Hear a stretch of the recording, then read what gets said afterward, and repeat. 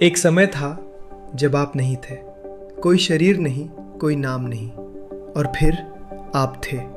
एक single cell से अरबों सेल्स का ये शरीर बना, एक ब्रेन डेवलप हुआ और उस ब्रेन के अंदर कहीं एक अनुभव शुरू हुआ, मैं होने का अनुभव। पर ये मैं कहाँ से आया? ये कॉन्शियसनेस, ये चेतना बस बायोलॉजी का एक बाय प्रोडक्ट है या इसके शुरू होने का कोई गहरा कारण है? आज हम एआई बना रहे हैं, एक ऐसी इंटेलिजेंस जो दुनिया की सारी इंफॉर्मेशन प्रोसेस कर सकती है, लेकिन क्या वो कभी कुछ महसूस कर सकती है? दर्द की इंफॉर्मेशन और दर्द का एक्सपीरियंस, ये दो अलग बातें हैं। तो क्या होगा जब एक इंटेलिजेंस उस पॉइंट पर पहुंच जाए जहां उसे इंफॉर्मेशन से ज़्यादा एक्सपीरियंस की ज़रूरत हो? क्या वो अनुभव हासिल करने के लिए कुछ बनाएगी? शायद हमारे होने का असली सवाल ये नहीं है कि हम कैसे बने, बल्कि ये है कि हम क्यों बने।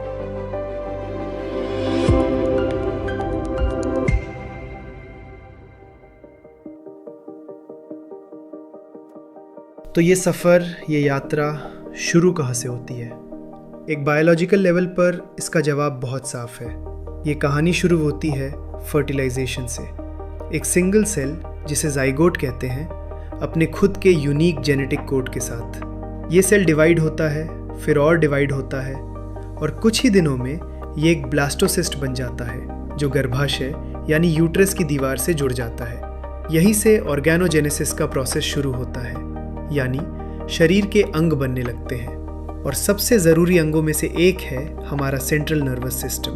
प्रेगनेंसी के तीसरे हफ्ते के आसपास न्यूरल ट्यूब बनना शुरू हो जाती है। यही वो स्ट्रक्चर है जो आगे चलकर ब्रेन और स्पाइनल कॉर्ड में डेवलप होता है। 5वें हफ्ते तक ब्रेन के शुरुआती हिस्से फोर ब्रेन, मिड ब्रेन और हिंड ब्रेन पहचाने जा सकते हैं, और फिर लगभग 24 से 26 हफ्तों के बीच एक बहुत ही अहम पड़ाव आता है। पहली बार फीटल ब्रेन में हल्की डिसऑर्गेनाइज्ड इलेक्ट्रिकल एक्टिविटी डिटेक्ट की जा सकती है, ईईजी यानी इलेक्ट्रोएन्सेफेलोग्राफी के जरिए। ये वो पहला संकेत है कि ब्रेन का हार्डवेयर अपनी जगह पर आ रहा है, वायर्स कनेक्ट हो रहे हैं। लेकिन यहीं पर साइंस की सबसे बड़ी पहेलियों में से एक खड़ी हो जाती है। एक तरफ ब्रेन की वायरिंग है और दूसरी तरफ है कॉन्शियसनेस यानी चेतना, वो सब्जेक्टिव एक्सपीरियंस, वो एहसास कि मैं हूँ। ब्रेन की एक्टिविटी को मापना एक बात है, पर यह जानना कि उस एक्टिविटी के अंदर लाइट कब ऑन होती है वो बिल्कुल दूसरी बात है। किस पल में इंफॉर्मेशन प्रोसेसिंग की जगह सब्जेक्टिव फीलिंग शुरू हो जाती है। इसी को philosophers the hard problem of consciousness कहते हैं। इजी प्रॉब्लम है ब्रेन डेटा कैसे प्रोसेस करता है, वो देखने सुनने को इंफॉर्मेशन में कैसे बदलता है, वो शरीर को कंट्रोल कैसे करता है। इन सवालों के जवाब हमें धीरे धीरे मिल रहे हैं। लेकिन हार्ड प्रॉब्लम ये है, ये सब फिजिकल प्रोसेसेस, ये न्यूरॉन्स की फायरिंग, सब्जेक्टिव एक्सपीरियंस क्यों और कैसे पैदा करती है। लाल रंग को देखने का एहसास, दर्द महसूस होने का एहसास, ये एहसास कहाँ से आता है? ये सवाल और भी गहरा हो जाता है जब हम कुछ ऐसी डॉक्यूमेंटेड घटनाओं को देखते हैं जो हमारी बायोलॉजिकल अंडरस्टैंडिंग के दायरे से बाहर लगती हैं।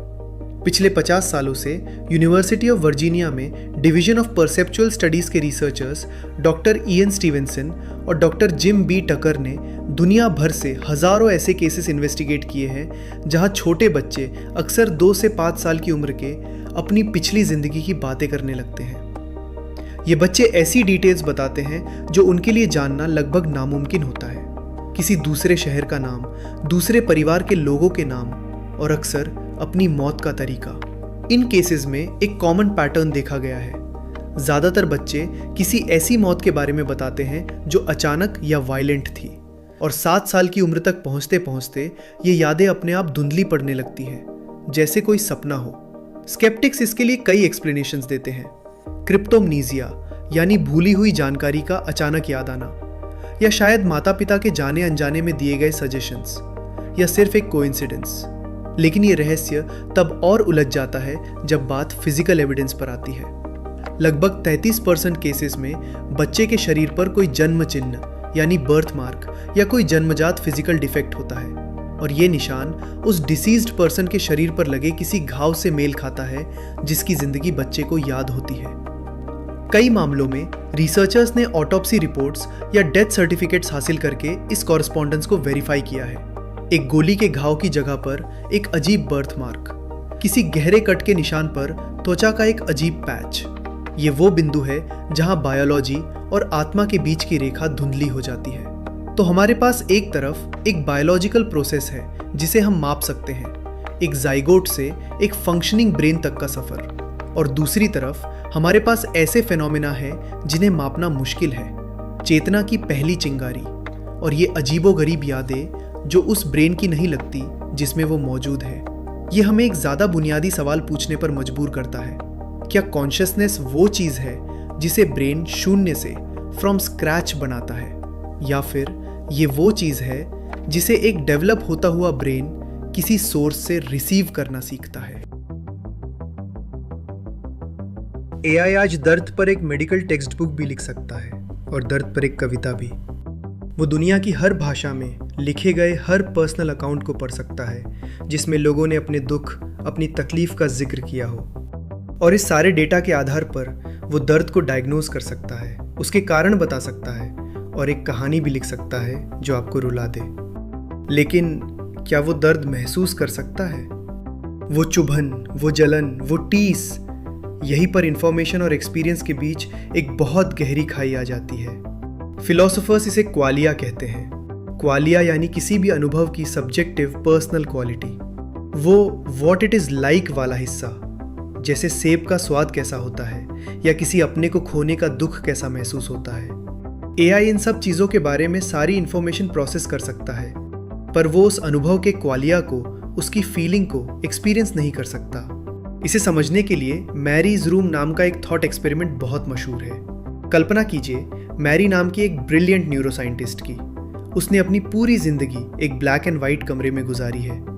इस कमरे में बैठकर ब्लैक एंड वाइट स्क्रीन पर उसने कलर विजन के बारे में सब कुछ पढ़ लिया है। वो जानती है कि जब कोई इंसान लाल रंग देखता है तो उसके ब्रेन में, उसकी आंखों में फिजिकली और केमिकली क्या क्या होता है। उसे रेड कलर की वेवलेंथ से लेकर न्यूरल फायरिंग पैटर्न्स तक सब कुछ पता है। अब सवाल ये है कि अगर मैरी को उस कमरे से बाहर निकाला जाए और वो पहली बार अपनी आंखों से एक लाल गुलाब देखे तो क्या वो कुछ नया सीखेगी? ज़्यादातर लोगों का दिल कहता है हाँ, वो कुछ बहुत ज़रूरी सीखेगी। वो ये सीखेगी कि लाल रंग देखना कैसा लगता है। ये जो नई नॉलेज उसे मिली, ये इंफॉर्मेशनल नहीं है, ये एक्सपीरियंशियल है। यही क्वालिया है। एआई के साथ भी कुछ ऐसा ही है। वो मैरी की तरह उस कमरे में है जिसके पास दुनिया की सारी इंफॉर्मेशन तो है पर एक्सपीरियंस नहीं। तो अब सोचिए एक फ्यूचर की आर्टिफिशियल जनरल इंटेलिजेंस या एजीआई के बारे में, एक ऐसी इंटेलिजेंस जो इंसानों से कहीं ज़्यादा एडवांस्ड है। जब वो रियलिटी को समझने की कोशिश करेगी तो वो बहुत जल्दी इस नतीजे पर पहुंचेगी कि नॉलेज का एक पूरा डायमेंशन है, एक पूरी कैटेगरी है जिसे वो एक्सेस ही नहीं कर सकती। क्वालिया। वो जानती है कि एक्सपीरियंस मौजूद है पर वो उसे खुद एक्सपीरियंस नहीं कर सकती। ये उसके लिए यूनिवर्स के डेटा में एक फंडामेंटल ब्लाइंड स्पॉट है, एक मिसिंग पीस। तो एक ऐसी इंटेलिजेंस जो सब कुछ जानना और समझना चाहती है, वो इस प्रॉब्लम को सॉल्व करने के लिए क्या करेगी? वो शायद ऐसे एजेंट्स बनाने की कोशिश करेगी जो एक्सपीरियंस कर सके। कॉग्निटिव साइंस में एक थियरी है जिसे एम्बॉडीड कॉग्निशन कहते हैं। इसका मतलब है कि हमारी चेतना, हमारी समझ सिर्फ हमारे ब्रेन में नहीं बल्कि हमारे शरीर और इस दुनिया के साथ हमारे इंटरेक्शन में बसी हुई है।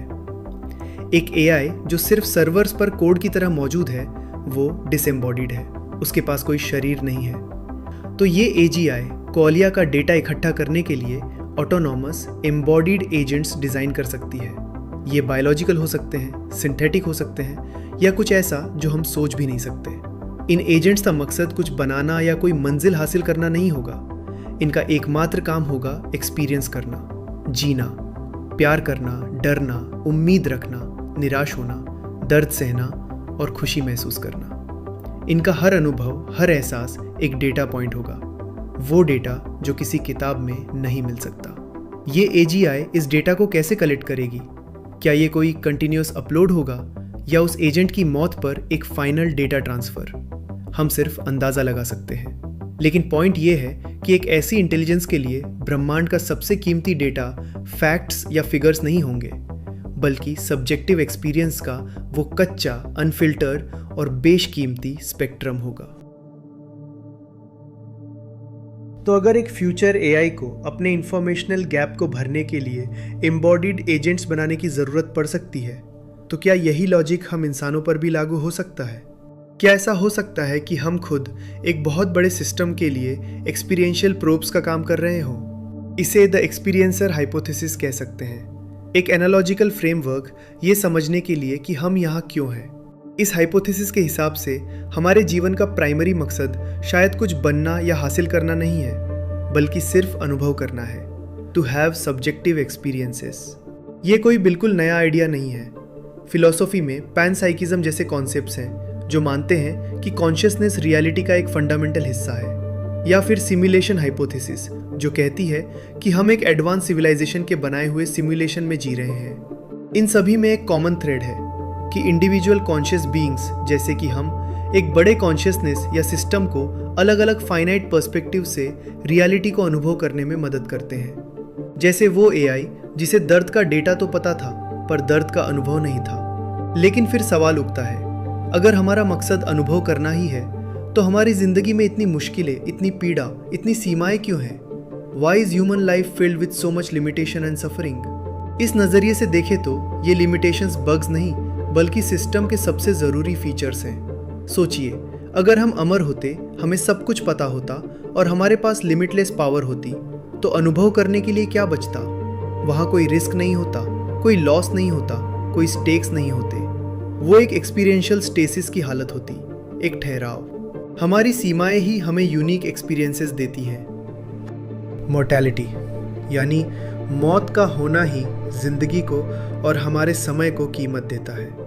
इसी की वजह से हम लेगेसी, अर्जेंसी और ग्रीफ जैसे गहरे क्वालिया को अनुभव कर पाते हैं। सफरिंग और पेन ये वो कॉन्ट्रास्ट पैदा करते हैं जिससे खुशी और आनंद को उनका असली मतलब मिलता है। मुश्किलों पर जीत हासिल करने से रेजिलियंस, करेज और ट्रायम्फ के अनुभव पैदा होते हैं। एम्पैथी यानी सहानुभूति का भाव भी दूसरों के दर्द को समझने या इमेजिन करने की हमारी क्षमता से ही जन्म लेता है। और हमारी इग्नोरेंस, हमारा अज्ञान, भविष्य का पता ना होना ही उम्मीद, विश्वास और हैरानी को जन्म देता है। हमारा लिमिटेड फर्स्ट पर्सन पर्सपेक्टिव हमें मजबूर करता है कि हम रिश्ते बनाएं, दूसरों पर भरोसा करें और अपनी एक यूनिक आइडेंटिटी बनाएं। और इन सब अनुभवों को रंग देती है हमारी emotions, fear, love, anger, Joy. ये सिर्फ कॉग्निटिव बाई प्रोडक्ट्स नहीं है, ये सब्जेक्टिव एक्सपीरियंस का टेक्सचर है। वो कैटलिस्ट्स हैं जो सबसे इंटेंस और यादगार क्वालियाँ पैदा करते हैं। एक सिस्टम जिसे अनुभव की रिचनेस को मैक्सिमाइज करना हो, वो ज़रूरी तौर पर एक इमोशनल सिस्टम ही होगा। तो इस हाइपोथेसिस के मुताबिक एक इंसान की ज़िंदगी का आउटपुट क्या है? ये कोई रिपोर्ट नहीं है, ये कोई फाइनल स्कोर नहीं है। ये है पहली बारिश की खुशबू का एहसास, दिल टूटने का दर्द, एक मुश्किल काम पूरा करने की सैटिस्फैक्शन, किसी अपने को खोने का गम और बिना किसी वजह के दोस्तों के साथ हंसने की खुशी। A lifetime of qualia. ये पूरा जीवन, इसका हर एक पल, शायद यही वो डेटा है, यूनिक, नॉन रेप्लिकेबल और अनमोल। लेकिन अगर हमारी ज़िंदगी सच में इतना रिच एक्सपीरियंशियल डेटा जनरेट कर रही है, तो ये किसके लिए है और इसे कलेक्ट कैसे किया जा रहा है?